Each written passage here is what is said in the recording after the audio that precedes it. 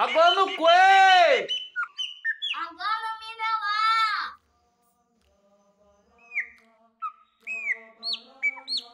Olá, eu sou João Vanderlei de Moraes Filho e peço licença para te apresentar o quarto episódio do Quilombo da Palavra, o podcast da Casa Americana da Poesia, um instituto litero-cultural fundado por poetas e escritores de Cuba, Colômbia e Brasil, realizando o sonho de unir poéticas emancipatórias na América literária. Vamos lá.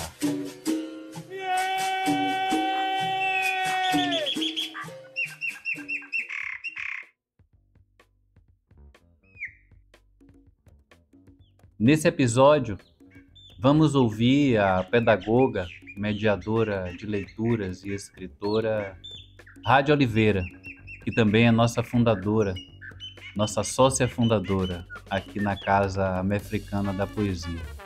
Vamos ouvir a contribuição de Rádio no conversatório sobre bibliodiversidade, apresentando uma reflexão que teve como enfoque o lugar da literatura na escola e seu uso como ferramenta didática para o ensino da gramática, da língua portuguesa.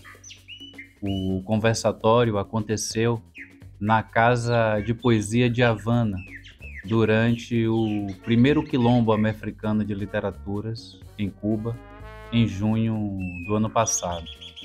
O diálogo, o conversatório, aconteceu muito a partir da observação de Rádio e também como professora e pesquisadora das séries iniciais de ensino, né?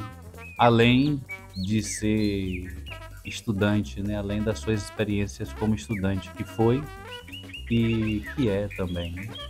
Rádio, ela aponta para o quanto essa percepção da literatura retira da arte, da palavra, o espaço transformador desse território onde a criatividade, o contexto sociocultural, o mundo, né?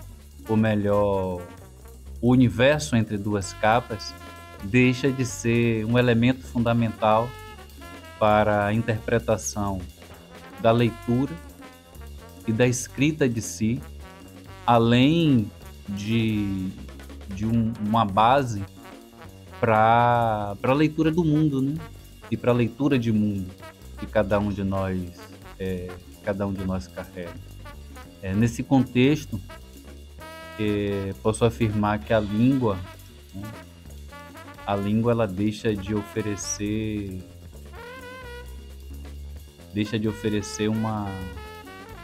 uma possibilidade de ser mais que normatividade, né? E isso acontece numa conversa em que Rádio Oliveira, a Rádio, como nós conhecemos, se faz entender no seu processo de formação enquanto pedagoga e mediadora de leituras. Ela aí se pergunta quais são as brechas por onde ela vai se concentrar ao apresentar mundos, né, como mediadora de leituras e não como uma contadora de histórias. E aí vale a pena ouvir e contribuir com seu comentário, e se curtir, já deixa lá também o seu like. Interessante que nesse conversatório Rádio evidencia também a sua trajetória desde sua condição de não leitora, né, até a condição de encantadora de livros. Isso é muito interessante. Realmente é uma excelente fala, uma excelente contribuição. E na sequência nós vamos ouvir Josiane Soares, que é psicóloga, Iaô do Rumpam Yayon Runtologia e escrevivente também, né? sob a lente de sua experiência como psicóloga clínica, e o seu processo, né, de percepção do que é ser negra no Brasil, como essa condição aliada ao seu viés artístico, né, isso pode lhe colocar numa condição desigual, né? Basta que a gente aponte, que a gente olhe, por exemplo, no podcast passado, como 2 escritores negros brasileiros eram apontados pela crítica e como a história da literatura, né? Ao a gente observar, por exemplo, Machado de Assis e Lima Barreto. Então, Josi, é interessante ouvir também o anterior, mas nesse caso o Josi vai enfocar, vai sublinhar como esses processos criativos, né, processos criativos de artistas negros, conduzem homens e mulheres a lugares muitas vezes de subalternidade, de adoecimento, né? Então a potência artística e essa história, né, já vivenciada, ela transborda enquanto emoção, não curada, né, quando você não trata de certas feridas, né? E quando a gente utiliza como potência artística, como potência de criatividade, a nossa escritura de si, isso pode fazer emergir dores e um certo sofrimento, né, que carece de cuidado. E Josi, numa conversa muito massa, e uma conversa também bem enegrecida, né, esclarecedora, nos aponta para um lugar da escrevivência, né, um lugar da leitura e da escrita de si. E isso ajuda muito a gente a desatar certos nós emocionais. E ela coloca a poesia em um lugar muito privilegiado, como catalisador dessas emoções. O conversatório, ele teve como tema o ensino da literatura e práticas de escrevivências em processos criativos, né? Então, como disse, depois de ter Machado de Assis e Lima Barreto sendo observados como escritores negros, e nos percebendo aqui nessa prática, né, o Quilombo ele foi realmente uma experiência muito engrandecedora nas vidas de quem participou.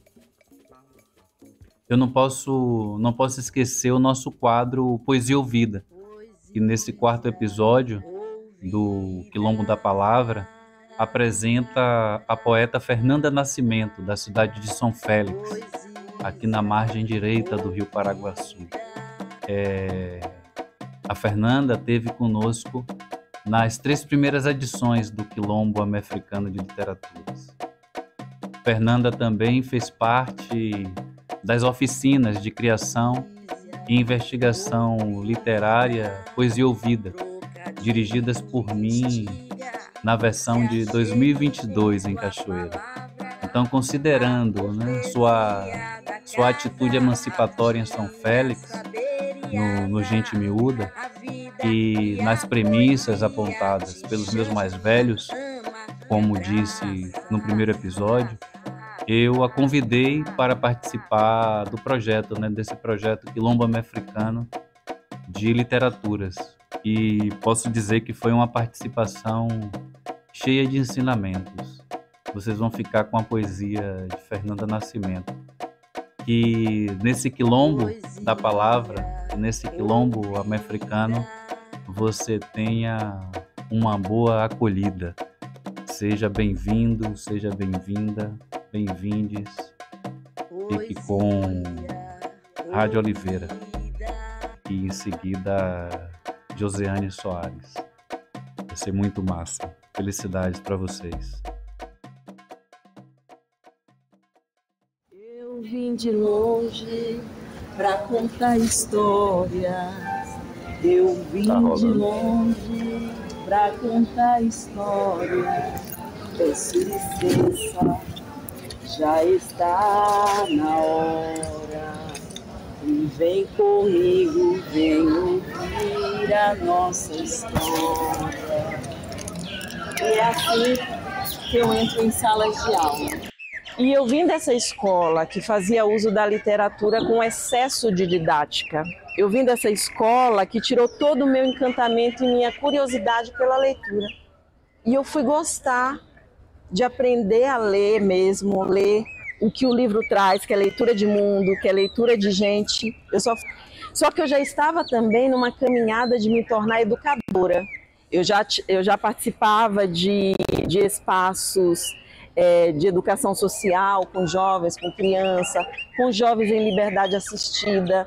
Então eu via que o tipo de literatura que fazia parte da minha bagagem também não atingia aquela realidade. E na faculdade também, logo ali no início, ainda da implantação da Lei 10.693, né? O que acontecia? A gente não tinha informação para lidar com isso. E até hoje também não tem. Eu vejo amigos meus passando pela licenciatura, passando pela pedagogia e não tratando com responsabilidade a garantia desses direitos. E isso me deixava muito inquieta, né? Como que eu vou trazer um livro como o de Davi ou de outras colegas minhas, para trabalhar com os pequenininhos desde cedo a noção de identidade, de pertencimento, de enfrentamento também, porque quando eles começaram a perceber que o aluno que lia, ele não só decodificava a escrita, a leitura, mas ele pensava diferente, né? Pensava diferente. E aqui está a Andy para a gente falar. Quando a gente se prepara, por exemplo, para fazer um Enem, para participar dessas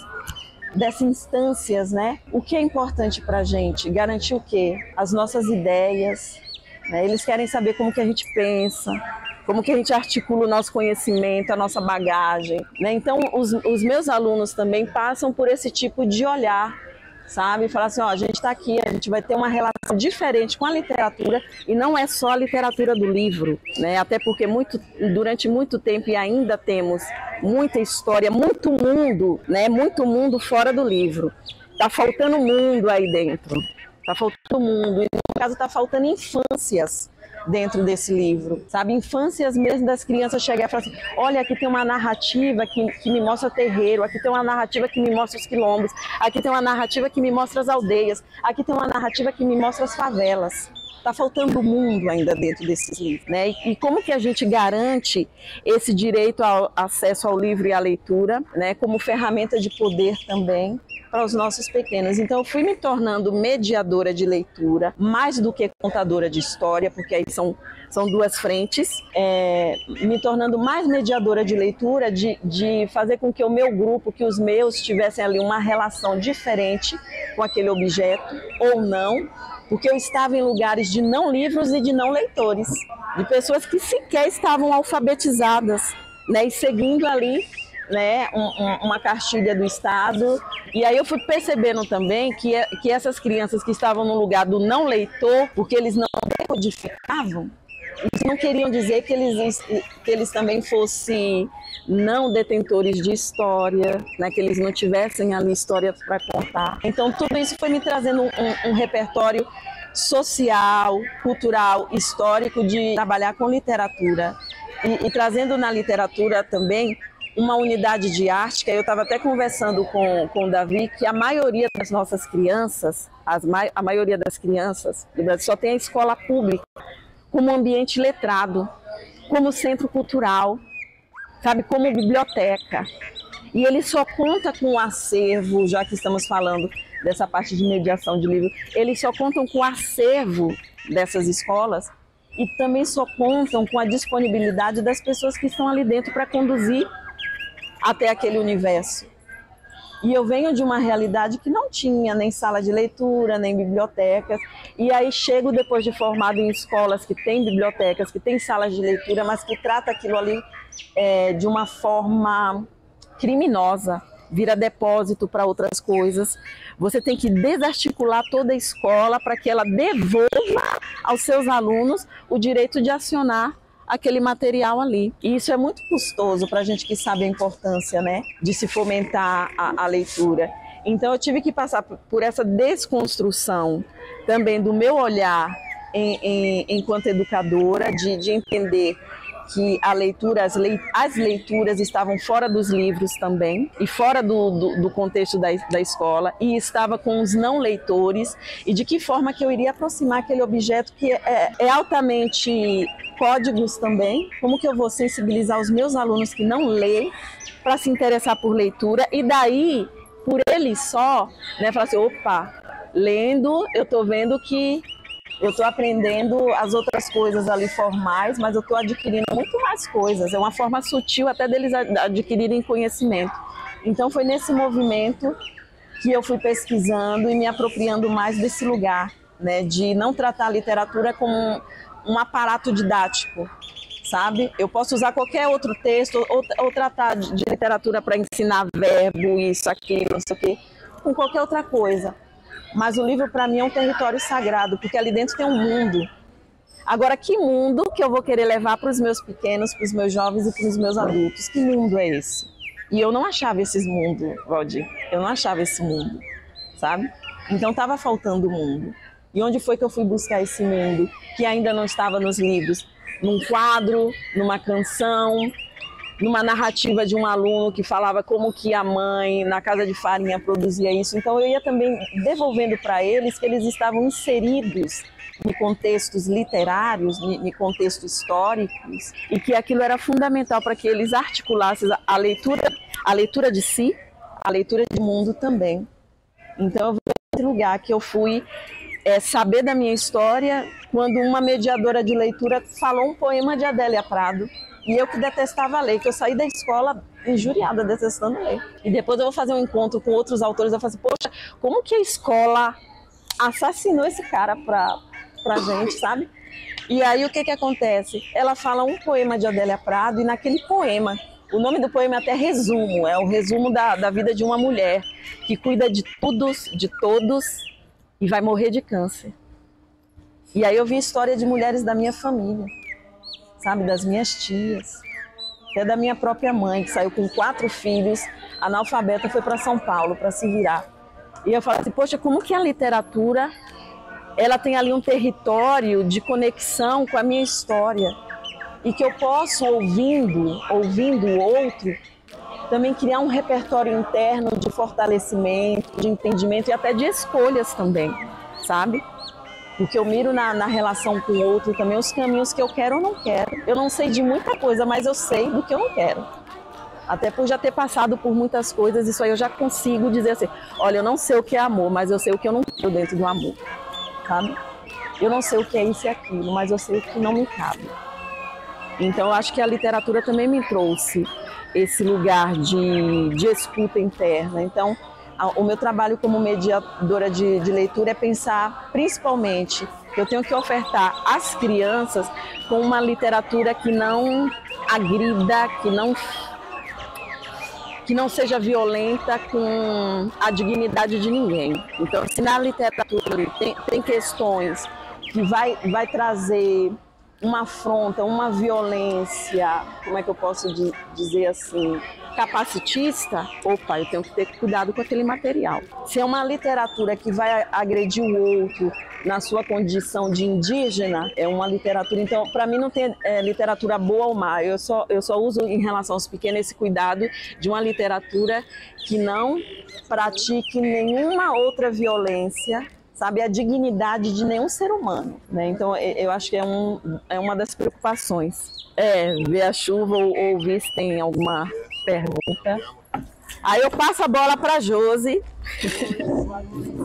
e a gente abre e a gente vai conversando.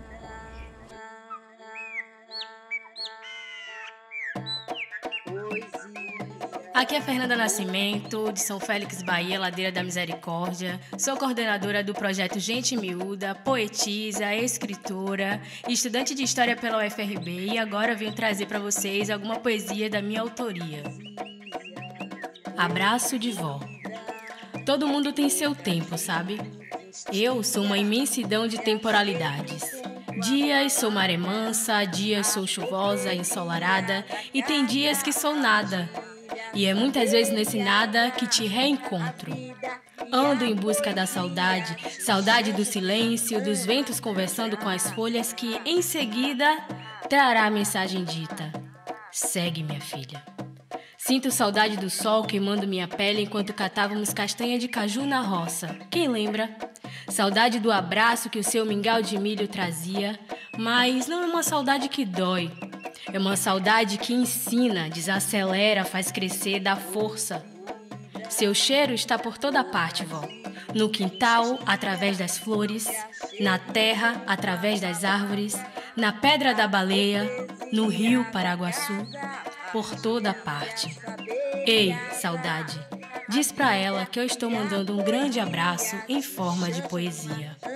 Realização Portuário Ateliê Editorial, em parceria com o ILE, Instituto Litero-Cultural de Leituras e Escritas do Recôncavo. Patrocínio: Instituto Neoenergia, Instituto Coelba, Programa Faz Cultura, Secretaria da Fazenda e Secretaria de Cultura do Estado da Bahia.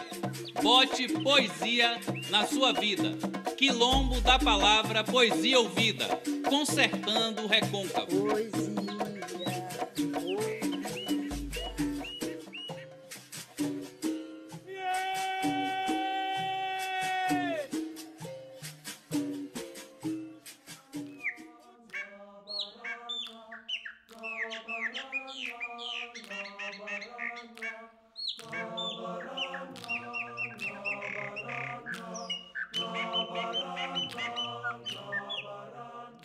Bom dia a todos, meu nome é Josiane Soares, eu sou psicóloga clínica.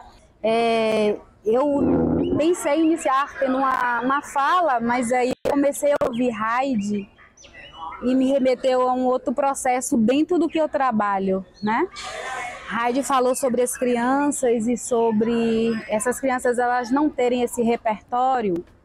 E eu percebo que hoje uma boa parte dos meus pacientes, os meus clientes, assim sejam, eles vêm com essa falta desde a infância, né? Então, essa não construção da infância tem gerado adultos adoecidos. Quando eu comecei a trabalhar, eu sabia que linha eu iria, seria trabalhar com pessoas pretas, mulheres pretas. Eu não trabalho com crianças pequenas, mas sim com adolescentes, mulheres, homens pretos também. Mas até então não sabia como eu iria lidar com essas pessoas, porque era novo. E essa experiência do novo, do que o outro te traz, esse autocuidado, quando esse outro chega para você trazendo aquelas questões, aquelas dores, ele vem para você como se assim, você é aqui, ó, vou aqui. Se você não conseguir me acolher, zera por aqui. E uma amiga minha, no período que eu estava de resguardo da minha iniciação, ela me convidou para conhecer Conceição Evaristo, que eu não conhecia. E eu comecei a ler nesse período. E quando eu comecei a ler, eu falei assim, olha aqui, né? Onde eu estou me perguntando por onde eu vou caminhar nesse meu processo de trabalho terapêutico. E eu consegui me encontrar nesse lugar. Em que sentido eu consegui me encontrar nesse lugar? Quando vamos falar da dor do outro, que estamos constantemente em dores, é algo que está, né? Uma pessoa lança um gatilho, você se desengatilha o tempo todo, né? Por conta das dores, das marcas sofridas. Eu falei, como eu trazer desse outro, mexendo em feridas que estão fechadas, né? Não cicatrizadas, mas fechadas. Que essas pessoas elas não conseguiam verbalizar. Então eu percebia que as pessoas elas vinham para mim e me olhavam e falavam, não sei por onde falar, por onde começar. E eu perguntei, você consegue escrever? Aí as pessoas, fica mais fácil escrever. E aí eu comecei a pedir que essas pessoas elas escrevessem. E aí começou o meu processo de trabalho com a escrita. Essas pessoas elas escreviam o que pensavam e os seus sentimentos e me encaminhavam. Eu lia, entendia o que eles estavam dialogando e entrava no insight terapêutico de como abordá-la e trabalhar. E aí a gente percebe que nesse meio de caminho a gente fala sobre essas vivências, né? Esse outro traz essas vivências de si, sobre essas escritas, sobre esse adoecimento. E aí eu percebi que quando essas pessoas elas escreviam cartas, elas escreviam poemas, elas escreviam, né, música. E eu falei, isso é uma música, isso é um poema.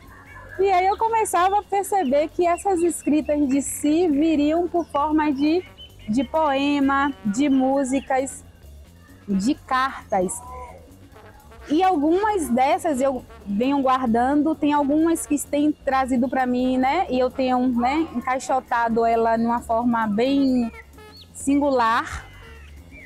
E a partir dali eu começo a vivenciar de que forma eu trabalho com esse indivíduo para que sane essa emoção.